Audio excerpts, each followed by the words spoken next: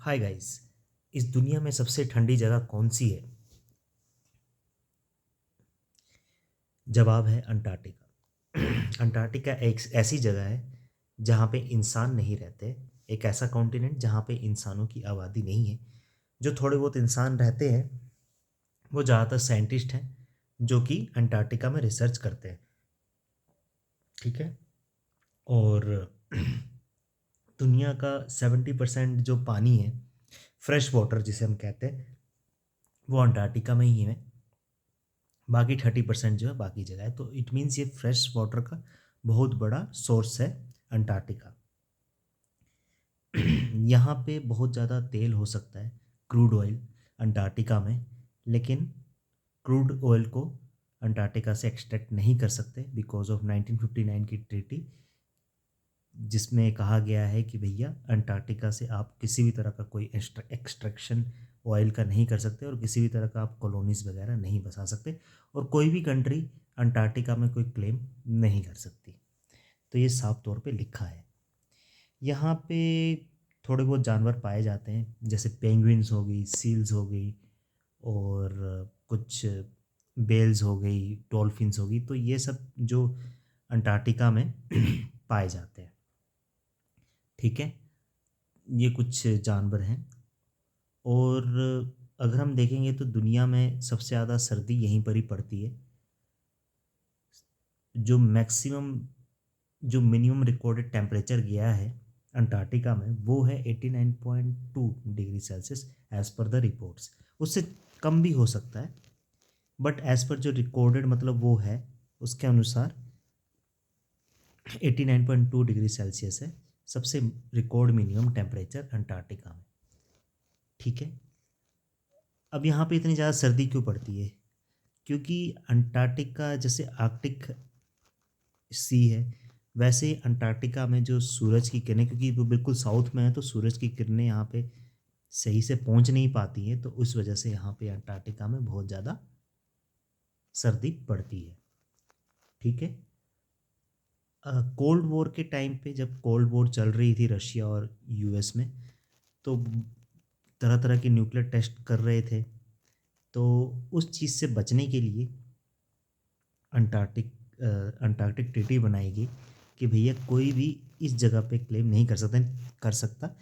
पहले मतलब कुछ कंट्रीज़ ने क्लेम किया कि ये हिस्सा हमारा है अंटार्कटिका का ही और ये हिस्सा तुम्हारा है, इस तरह का क्लेम किया गया। लेकिन बाद में ये कहा गया कि कोई भी किसी का भी क्लेम इस जगह पे नहीं हो सकता। तो ये साफ तौर पे बात एज़ पर जो ट्रीटी हुई थी 1959 में, वो ये कही गई है।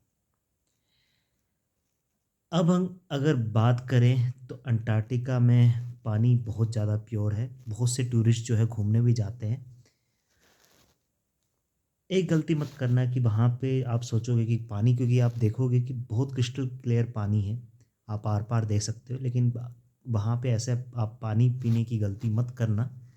आप बहुत बड़े ट्रबल में फंस सकते हो, क्योंकि बहुत ही मतलब एक पुराने जो हज़ारों साल पहले बैक्टीरिया और वायरस जो थे वो वहाँ पे थे, जो कि अब सो चुके हैं ज़्यादा ठंड की वजह से। लेकिन वो जैसे ही बॉडी के कांटेक्ट में आएंगे तो आपको नुकसान पहुंचा सकते हैं। बहुत से टूर्स एंड ट्रैवल्स हैं जो कि आपको अंटार्कटिका लेके जाते हैं, तो आप वहाँ पे जा सकते हैं। एक ख़ास बात मैं बताऊंगा कि नेपट्यून को खोजा गया पहले और अंटार्कटिका को खोजा गया नेपट्यून के बाद। और 200 साल पहले ये खोजा गया जो अंटार्कटिका है। उससे पहले इंसानों को ये पता ही नहीं था कि अंटार्कटिका जैसी कोई जगह भी होती है। ये जगह रिसर्च के लिए बहुत अच्छी है अंटार्कटिका। और यहाँ पे अक्सर रिसर्च चलती रहती है ग्लोबल वार्मिंग को लेके, क्लाइमेट चेंज को लेके। साइंटिस्ट रिसर्च करते रहते हैं और अपनी रिपोर्ट्स जो हैं वो बनाते रहते हैं। तो इससे हमें क्या पता चला कि अंटार्कटिका एक बहुत ही इम्पोर्टेंट कॉन्टिनेंट है। और अगर हम बात करें तो ये इतना बड़ा कॉन्टिनेंट है कि ये जो बड़ी कंट्रीज़ हैं जैसे कि यूएसए, चाइना और कनाडा, इससे भी बहुत ज़्यादा बड़ा है। अंटार्कटिका। और सर्दियों के टाइम में तो ऐसी सिचुएशन होती है कि ये क्योंकि बर्फ़ जम जाती है तो ये रशिया से भी थोड़ा बड़ा हो जाता है।